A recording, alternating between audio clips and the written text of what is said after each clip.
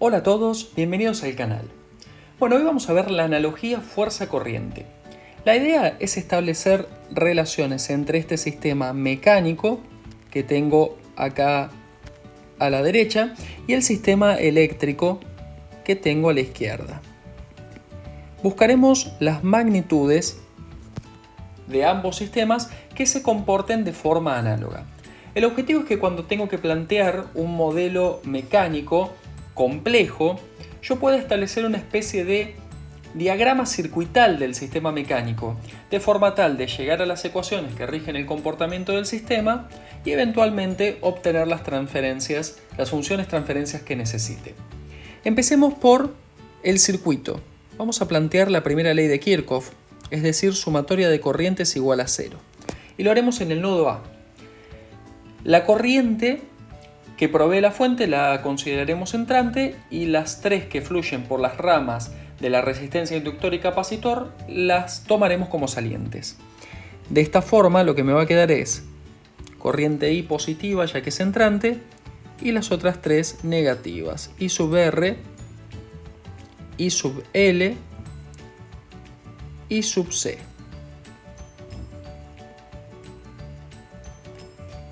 Y ahora vamos a reordenar un poco. Las tres corrientes de los dispositivos las pasaremos del otro lado sumando y expresaremos a las tres en términos de la tensión. Entonces la corriente del capacitor será C por la derivada de la tensión respecto del tiempo, más la de la resistencia será B sobre R y la del inductor será 1 sobre L por la integral de B diferencial T. Y hasta aquí llegamos. Ahora vamos al sistema mecánico. Bueno, como podemos ver, tenemos una fuerza aplicada sobre la masa, hay un pistón de constante viscosa B y un resorte de constante elástica K. Planteamos la segunda ley de Newton, sumatoria de fuerzas igual a masa por aceleración. Entonces me va a quedar la fuerza externa aplicada menos la fuerza viscosa que se opone menos la fuerza elástica igual a masa por aceleración. Y la fuerza viscosa ya sabemos que es proporcional a la velocidad, mientras que la fuerza elástica es proporcional al acortamiento o alargamiento del resorte.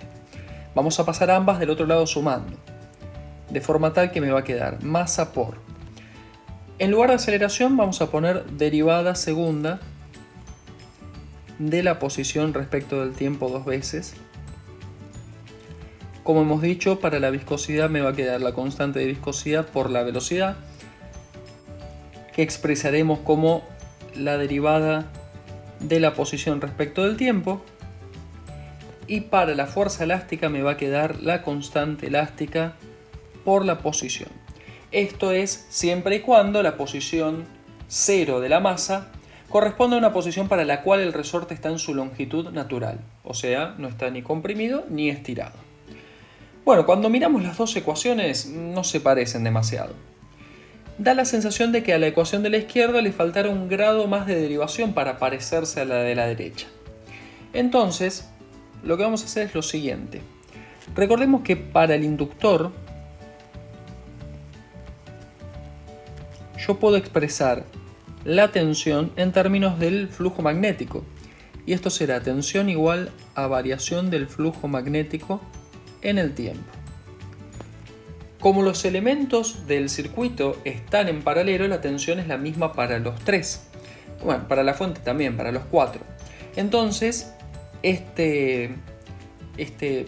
derivada del flujo magnético respecto del tiempo la puedo reemplazar a lo largo de toda la expresión, obteniendo C por la derivada segunda del flujo magnético respecto del tiempo, más 1 sobre R por la derivada del flujo magnético,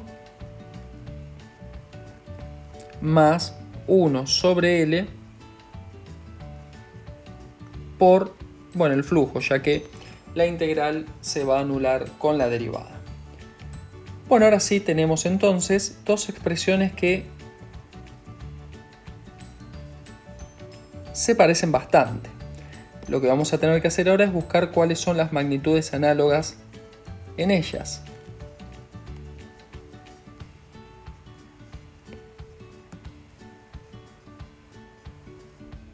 Bueno, llegó la hora de compararlas. Empecemos escribiendo todas las magnitudes correspondientes al sistema eléctrico. Tendremos la corriente, la tensión, la potencia, la resistencia, la capacidad y la inductancia. La idea es ver cuáles son las magnitudes y constantes que ocupan los mismos lugares en las respectivas ecuaciones. Empecemos por la que le da el nombre a la analogía. La corriente por un lado y la fuerza por el otro. Vemos que ocupan el mismo lugar y entonces el análogo mecánico a lo que es la corriente en el sistema eléctrico va a ser la fuerza. Ahora bien, ¿qué tenemos para la tensión? Recordemos que la tensión era la derivada del flujo magnético, la tenemos en esta posición. En la misma posición, en la otra ecuación, tenemos la derivada de la posición respecto del tiempo, es decir, la velocidad. Por lo tanto, puntos de distinta tensión en un circuito van a ser puntos de distinta velocidad, que llamaremos X', en un sistema mecánico, en este caso mecánico traslacional. La potencia es tensión por corriente, entonces en el sistema mecánico va a ser fuerza por velocidad. La resistencia, como elemento disipador de energía dentro del sistema eléctrico, tiene su correlato con la constante de viscosidad, el encargado de disipar energía dentro del sistema mecánico. Vemos que ocupan esta posición y esta posición. Entonces la resistencia será 1 sobre la constante viscosa. La capacidad ocupa el mismo lugar que la fuerza, que la masa. Ambos son los acumuladores de energía. Y la inductancia ocupa el mismo lugar que la constante del resorte, aunque la inductancia tendrá su correlato en el recíproco de la constante del resorte, de la constante elástica. Ahora bien, así como existe esta analogía entre el sistema mecánico y el eléctrico, también tenemos analogías entre el sistema rotacional y el sistema traslacional. Entonces, para completar la tabla, lo que haremos es pensar en esas relaciones. ¿Quién se comporta como la fuerza para un sistema traslacional en mi sistema rotacional? Bueno, el torque o momento de la fuerza. Ya no tendré velocidades de desplazamiento, sino que tendré velocidades de rotación. Lo notaremos con la letra omega, la velocidad angular. Ahora bien, la potencia la podré pensar como el torque multiplicado por la velocidad angular. Habrá también una constante de rozamiento viscoso de rotación. Ya no solo me interesa la masa, sino cómo está distribuida respecto del eje, y esa idea me la da el momento de inercia. Y el análogo a la fuerza elástica será la fuerza de torsión, y por ende el análogo a la constante elástica será una constante que llamaremos constante de torsión. Bueno, ya tenemos la tabla completa. Con esto podemos empezar a tejer hilos y conceptualizar que si tengo sistemas de distinta naturaleza, muchas veces pueden comportarse de la misma manera o de una manera parecida, con lo cual, comprendiendo el primero, por analogía puedo entender con mayor facilidad el segundo. Cabe destacar que esta no es la única analogía mecánica eléctrica que existe, incluso se puede plantear una analogía fuerza-tensión que desde el punto de vista matemático es igualmente valedera. Nos parece que esta, desde el punto de vista conceptual, es un poco más fácil de comprender y por eso es que trabajamos con esta. Pero bueno, todo esto cuando lo volcamos a ejercicios es mucho más comprensible, así que vamos a ver algún ejemplo. Resolvamos este ejercicio. Tenemos un sistema mecánico con dos masas vinculadas a distintos elementos como pistones y resortes. Se aplica una fuerza F sobre la masa M1 y la idea es ver cómo responde este sistema. Para eso necesitamos las ecuaciones que rijan su comportamiento. Lo primero es obtener un diagrama circuital que represente a este sistema mecánico. ¿Y cómo hacemos eso? Bueno, hay ciertas reglas un poco sistemáticas para poder obtener este diagrama. Lo primero es buscar puntos que se muevan a distinta velocidad, ya que, como hemos visto en la tabla, hay una analogía tensión con velocidad. Puntos de distinta tensión son puntos de distinta velocidad. Si vemos el sistema, tenemos solamente dos velocidades distintas. Las establecemos como nodos. x'1, x'2. Después vemos si hay que reubicarlos, moverlos, pero por lo pronto los dejamos expresados. Ahora vamos a ver todo lo que se mueva a la velocidad v1 respecto de una referencia fija. Lo que vendría a ser la tierra o la referencia en un circuito, acá va a ser un sistema de referencia fijo respecto del cual se mueven los cuerpos. Lo primero que podemos ver es que la fuerza está aplicada sobre la masa que se mueve a esa velocidad y eso determina que yo pueda aplicar la fuerza sobre ese nodo. Entonces trazamos ya la línea que va a tener toda el mismo potencial. Después la masa M1 evidentemente se está moviendo a esa velocidad. Siempre las masas van a ser representadas con un movimiento respecto de tierra, o sea, siempre va a tener un extremo moviéndose a la velocidad, bueno, x'1 en este caso, y el otro extremo va a estar sujeto a la referencia o a lo que llamamos tierra. Vamos a tomar el elemento que acá vemos cómo se representa y lo colocamos simple y sencillamente acá. Un poquito más lejos. Bueno, ahí tenemos la masa. Otra cosa que se está moviendo a la velocidad de v1 en uno de sus extremos es el resorte K1. Como podemos ver, en uno de sus extremos tenemos esa velocidad, mientras que el otro extremo está quieto, porque está sujeto a la pared. Entonces, de nuevo, tendremos uno de sus extremos a la velocidad x'1 y el otro de sus extremos a tierra o a referencia. Tomamos el elemento, lo traemos acá. Después le pondremos nombre, vamos a hacerlo ahora. Esto va a ser M1 y esto va a ser K'1. No tenemos rozamiento con respecto del piso. Y hacia el otro lado tenemos el pistón y el resorte de constantes B y K respectivamente. Esos dos elementos, en uno de sus extremos, se están moviendo a la velocidad x'1.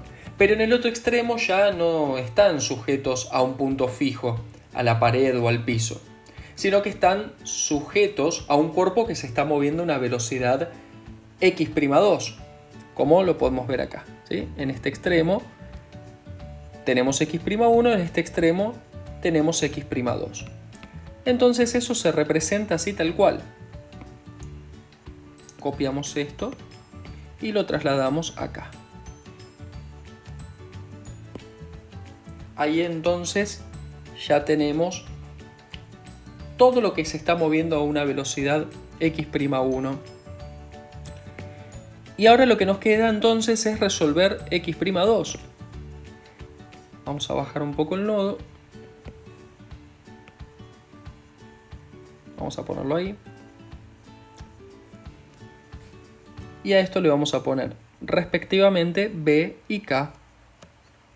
Ahora, la masa M2, de nuevo, mismo análisis, se está moviendo a una velocidad x'2 respecto de la referencia, de un observador externo. Copiamos y lo metemos por acá.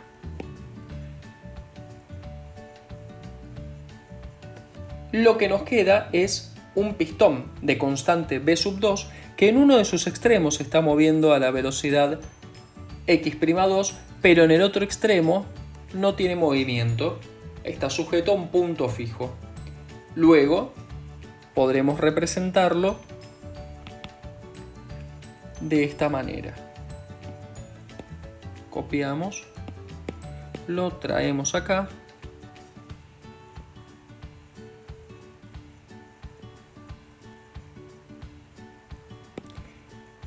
Y entonces podemos completar el diagrama de esta manera. Todo el piso, entre comillas, del circuito va a estar a un potencial 0. Fíjense cómo vamos mezclando terminología de circuito con terminología de sistema mecánico. De a poco vamos a ir integrando eso. Entonces esto va a ser la masa M sub 2 y esto va a ser el pistón de constante B sub 2. Ahí tenemos armado el diagrama circuital que representa el sistema mecánico.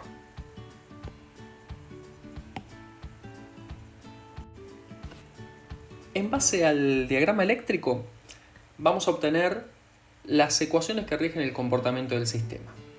Lo primero que tenemos que analizar es que, así como las corrientes fluyen en las distintas ramas de un circuito, ahora la fuerza es lo que fluye a través de los elementos del sistema mecánico. Para no usar el método ortodoxo, que realmente es muy confuso, vamos a usar una especie de híbrido. Le vamos a asignar una expresión a cada una de las fuerzas dependiendo del elemento que esté en la rama. Y van a ver que el análisis es bastante directo. Si yo tengo una fuerza en la masa, ¿no? O sea, si yo tengo una rama que contiene la masa, ¿qué expresión tendrá la fuerza? Bueno, masa por aceleración. Y esto en Laplace, porque encima lo vamos a hacer directamente en Laplace, va a ser la masa por s cuadrado por x sub m de s menos x sub n de s. ¿Qué es esto? Bueno, es x en uno de los extremos de la masa y x en el otro extremo de la masa.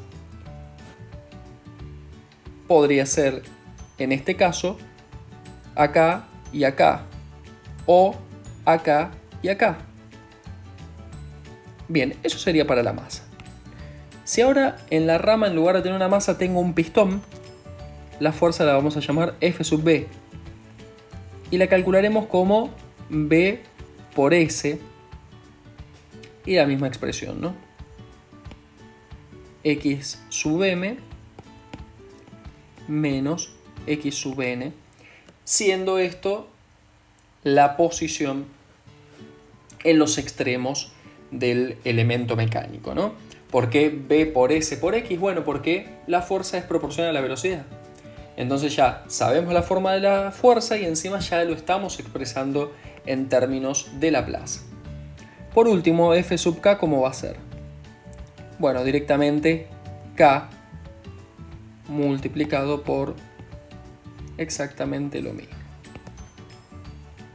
Y de esta manera, con esta analogía, yo tendré la forma de cada una de estas corrientes o fuerzas que fluyen por las ramas, y plantear las leyes de Kirchhoff debería ser mucho más simple, mucho más sencillo. Vamos a resolver los dos nodos.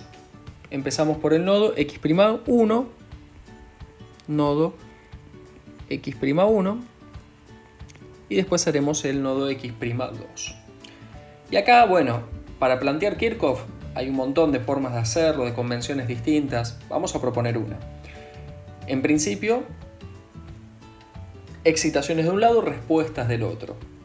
Así que, en este caso, sobre el nodo x'1, la única excitación es la fuente de corriente o fuente de fuerza, F. Y después lo que tengo que ver es las corrientes que fluyen a través de cada una de estas ramas, que todas están relacionadas con el nodo x'1, siempre considerando que el más positivo es x'1. Vamos a plantear de acuerdo a las expresiones que tenemos acá a la izquierda, a la derecha, perdón. Así que procedemos. Esto al principio puede parecer un poco difícil, pero es cuestión de acostumbrarse. Empecemos por la rama que contiene a la masa, ¿sí? En uno de sus extremos, velocidad x'1 o posición x1. En el otro extremo, 0, porque tengo la referencia. Así que su expresión simplemente será m⁻1 por s cuadrado por x⁻1 de s. Ya tenemos esa rama resuelta. Vamos con el resorte k⁻1. En uno de sus extremos la posición es x⁻1. En el otro de sus extremos tengo la referencia, o sea, un 0. Más entonces k⁻1 por x⁻1 de s. Vamos con la fuerza o corriente que atraviesa el pistón de constante B.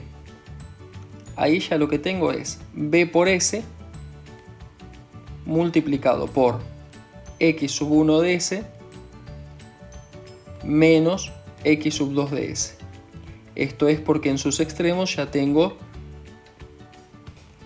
velocidades distintas.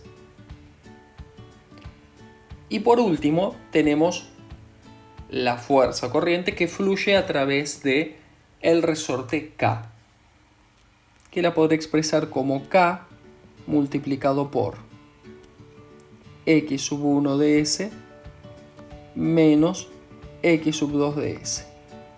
También porque sus extremos se están moviendo a estas velocidades respectivamente, ¿no? Y ahí ya tengo todas las ecuaciones la única ecuación que representa al nodo 1. Ahora vamos con el nodo 2.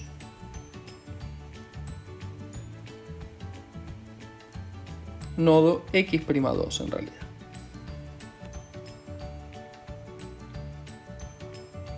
Y bueno, para este nodo no tengo ninguna excitación, así que vamos a tener como punto de partida un 0 de este lado del igual. Y del otro lado el análisis es más o menos el mismo, ¿no? Vamos a resolver la corriente o fuerza a través de m⁻². Esto va a ser m⁻² por s cuadrado por x⁻2 de s. Después tendremos el pistón de constante b⁻². b⁻² por s por x⁻2 de s. Y después tenemos las corrientes que circulan por el pistón B y el pistón K. Repasémoslas por las dudas. Hasta ahora tenemos estas dos y me falta esta y esta. Todas las corrientes que convergen en el nodo x'2.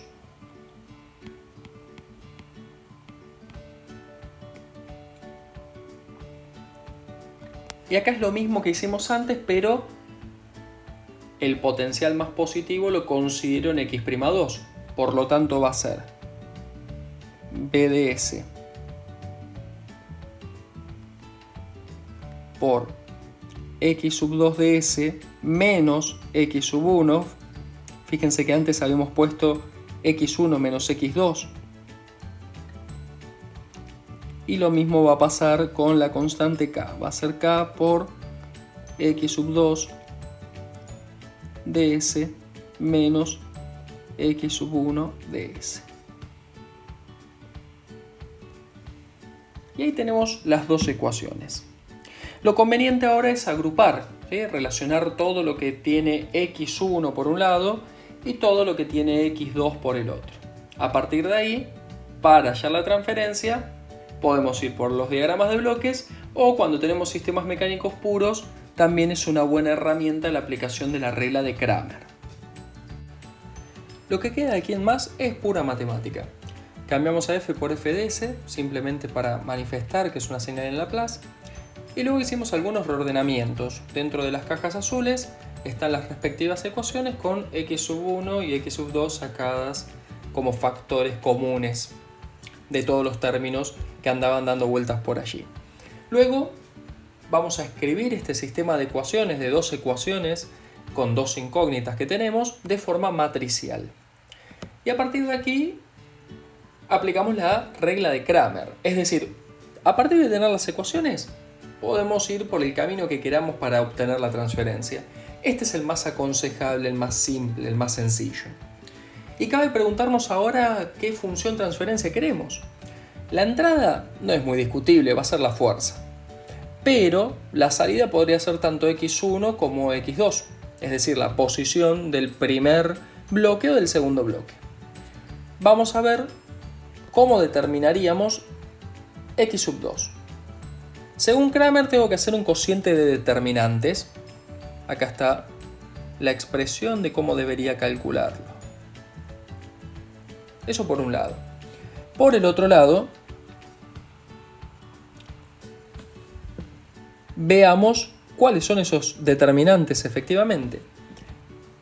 En el primer caso, delta x sub 2 surge de reemplazar esta columna, la de términos independientes, por la segunda columna. Mientras que el determinante delta es simplemente todo esto. Es el determinante de esa matriz que tenemos ahí. Bueno, eso está expresado acá. Y los resultados están acá para delta x sub 2, acá para delta.